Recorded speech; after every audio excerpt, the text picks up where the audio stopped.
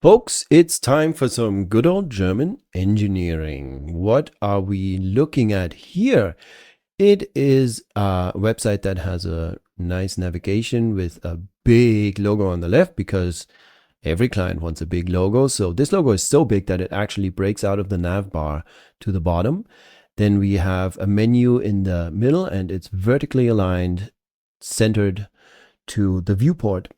And we have a call to action button on the right. Once we start scrolling, the logo shouldn't be that big anymore. It's going to get smaller and actually fit into the navigation, so it doesn't take up that much vertical real estate anymore. And still, you can see, even though the logo here gets smaller, the navigation stays center aligned. We always want that to be center aligned relative to the viewport and not to the distance between these two items here. That's number one. Now let's see what happens once we get closer to mobile territory. So once these guys start getting closer to each other, the menu gets out of the way and it starts wrapping, but it wraps in a nice way so that not just the contact item goes to the next line, but at least two items go to the next line. So we have a little bit of nice symmetry. It looks clean and orderly. And then if we go closer, next, more stuff is going to wrap. And then eventually it's going to turn into a hamburger menu and nestle itself under the CTA here on the right. That's what we want to achieve. If they get this close, the logo should shrink dynamically, and then here the phone number is just going to wrap. So for that, I made the nav bar here, which is just your basic div in the navigation. For the navigation, then you have the nav wrapper, which is a container. Then inside here you have a logo, a menu, a CTA wrapper, which is a regular div, and then a CTA, which is our button. This whole element with all its children is BEM classed. So we have the class navigation, then we have navigation under double underscore logo, double underscore menu, double underscore CTA wrapper, and then double underscore CTA. And none of these have their own styling. I just did all the styling on the parent, because that way, you know, it's easier to find again later. And I wrote a bunch of comments for it as well, at least for the larger devices. For this, I actually haven't written the comments yet. I'm going to do that later. But what we're going to do now is we're going to get rid of all of this, and we're going to go into WP Codebox, which we can access through Advanced Themes, Advanced CSS. Go to the layout file in WP Codebox that I have here, and there's a bit of extra CSS that I have in here that I'm going to get rid of as well. And we're back to square one. We now go back to CSS and we start creating this bad boy, styling this bad boy. First of all, we use Maxim's superpowers to bring in the component selectors. And then we give ourselves a comment here. First, let's do the mobile layout. Hey, I agree. That's a good comment. Who came up with that? I totally agree with that comment. So this is going to be display grid. The root is going to be display grid. Yeah, looks shitty, doesn't it? Huh? Okay, it has two columns. It's got grid template rows, auto. I think that might not even be necessary, but I mean, come on. Why complain? And then we have a gap in here. The gap is going to be space to access.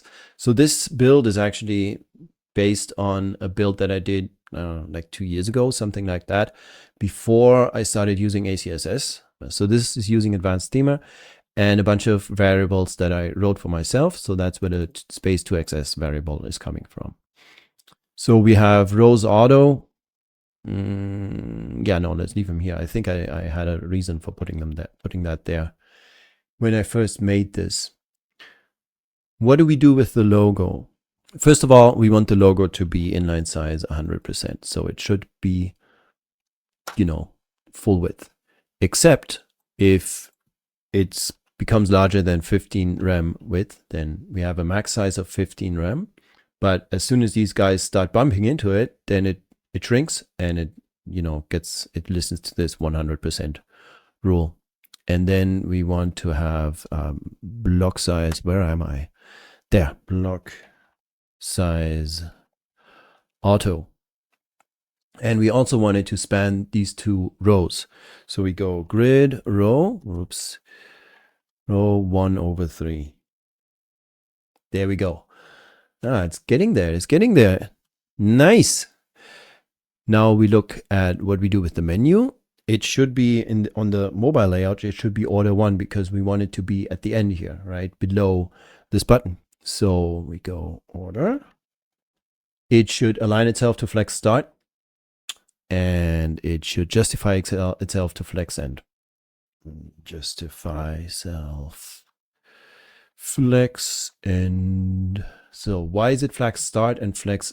Why is it flex start and end? You can see they're not nicely aligned, right? They what we want is for them to be centered vertically, and they should be fairly close to each other. So in order to achieve that, this should be, well, it's automatically flex start now anyway, so I might as well get rid of that. But then the next guy should be align self flex end. We'll see, okay? This is all going to make sense once we finish.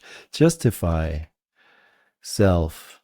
I'm done justifying myself. You just have to watch now. Flex end. Okay.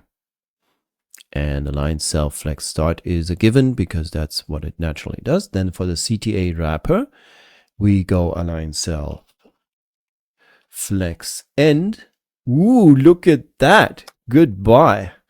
Justify self flex end as well because we want it to be right aligned. Okay, wonderful. And we don't need to have any special styling for the CTA, the actual button. Should we go and do the larger devices? I think we should. So we go here and we write Q768. That's right. But we want it to be min width. And then we need to put pixels here because I always keep forgetting that. And AT is not smart enough to put the pixel in for me. I guess, I don't know why that is. Is there a scenario? This is an honest question. If you guys have any thoughts on that, leave a comment below. Are there any scenarios where you would use in a media query, you would use anything other than pixels here? And if not, then hey Maxime, just put the pixels in, right? When we use the Q shortcut. Now we want to have, let me see. On the larger devices, first of all, for the root, we want it to be flex.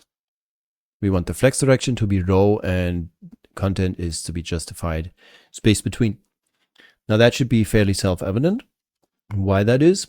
Row direction is row, so they float next to each other, and then they should be space between so that we have the thing on the left floating to the left, and then there's this one is going to be vertically centered, horizontally centered between the two. Now this one at the moment is still at the end, so that's what we're going to get to in a moment. So I have a habit of putting my comments, like for individual rules, I put my comments in here after the rule.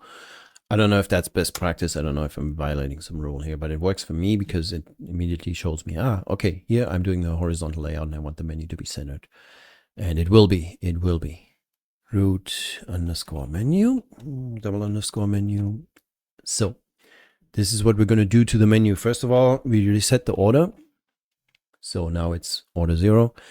And then we want to have align self-center and justify self-center. Now we can see it's nicely centered. And we put a comment here, menu now in the middle. And I'm going to put a smiley here because this really makes me happy. Next rule that we need is what we're going to do with the logo and the CTA wrapper. Okay, this is going to be interesting. Why do we do something to both the logo and the CTA wrapper? Remember how we wanted this to be, we want the menu to be centered vertically in relation to the whole viewport width and not the actual space that's between these two guys, right? That's why we do that. What we do is we give the CTA wrapper an inline size of 25 rem. So the width of this is 25 rem and a max inline size of 100%. I don't remember why I did that. I think this can go. I don't think we need that. Okay, so an inline size of 25 rem. So now this is 25 and this is 25. That means that the space that's left between here is, since they're even, this is going to be vertically centered according to the viewport. That's how we solve that problem. We want, let's put a comment in here, same width, so menu is centered. Then we're going to move on to the logo, and the logo is gonna get a background color of white. It's gonna have padding. Actually, you know what? Let's make that red for a moment to show you what we're doing here. Oops, padding. Yeah, 0, 2 rem, 2 rem. So up here, we don't want any padding, right? But we do want padding here, and we want padding at the bottom. And so left and right and at the bottom. The other thing we want, let's give the nav bar a color so we can see. I mean, what we're doing here right now is we get this logo to break out of its boundary, right?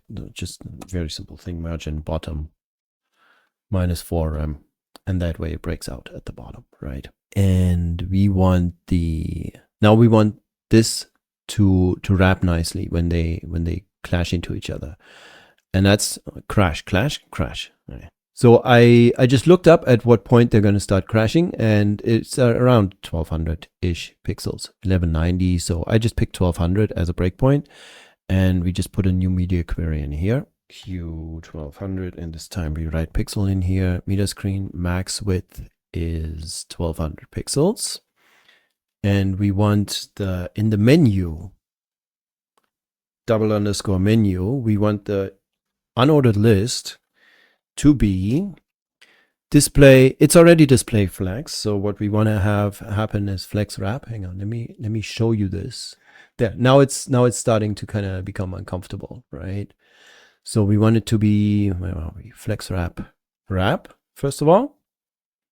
And then, you know, this, just the contact thing wraps into the next line. So, and it's all left aligned. So we want to have justify content center. And then in order for it to wrap nicely, we just give it a max width, and that's it. Max width, 40 rem. Now it wraps nicely, okay? Above 1200, it's just like this. And then once they get a little bit too close to each other, then it starts wrapping nicely. There we go. And then we get to this point here where it just becomes a hamburger. Now I'm hungry. Okay, and this is how we build that. Now we only have one thing missing. And wait, no, there's two things. Why did I overlook that? Where is it? I want this to, I mean, this shouldn't be bottom, shouldn't float to the bottom. So we need to self-align this.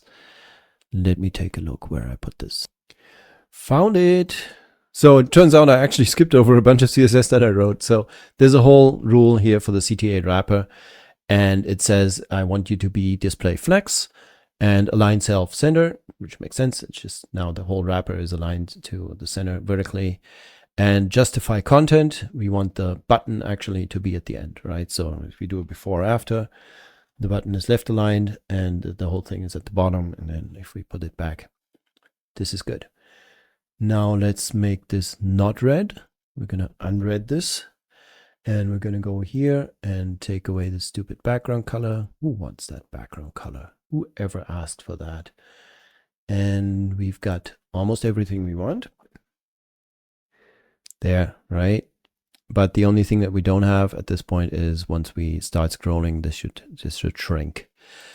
Now, unfortunately, in Bricks, there's no way to select the actual header element. So what we need for that is I can't write CSS for a parent. So the CSS for that can't go here. That's why I already left a comment up here. Hang on. CSS for scrolling is in WP Codebox 2. So we go back to WP Codebox 2 by opening Advanced CSS in Advanced Steamer. Then we go to the style sheets that we have in WP Codebox. And the style sheet that I want to have this in is the layout style sheet. And the CSS that I want here is actually pretty simple. It's just 3 properties for header.scrolling. So as soon as it scrolls, because it's a sticky header, then Bricks assigns the class .scrolling to it. And then I just target the navigation and the navigation logo and the CTA wrapper, both of them. I tell them to shrink a little bit.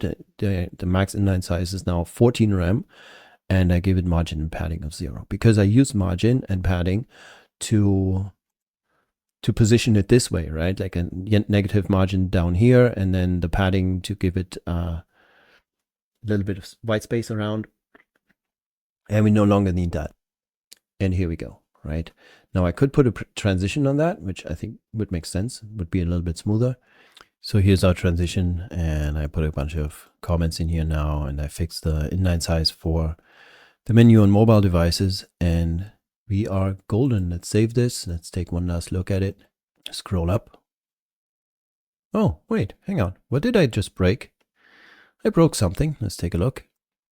Oh yeah, right. Okay, so for the logo on mobile devices, the max inline size should indeed be 15 rem, because on mobile devices we want a smaller logo, right? But then since we have one of those clients on the desktop, we want to have a really big logo. So there's actually one bit of CSS that I was still missing here. If we go to root logo on min width 768 pixels, there's the root logo here. Come on, scroll, scroll, please scroll for me. It's all I'm asking. So here, this is where I'm missing one thing, the max inline size, which is the normal declaration up there is 15 rem, but now I want it to be 100%. And now, if we press Ctrl F5, we should be there. Wonderful. Look at that. And then we go down to mobile. And everything is really beautiful. And we're done. Thank you very much for watching. Talk to you soon. Bye.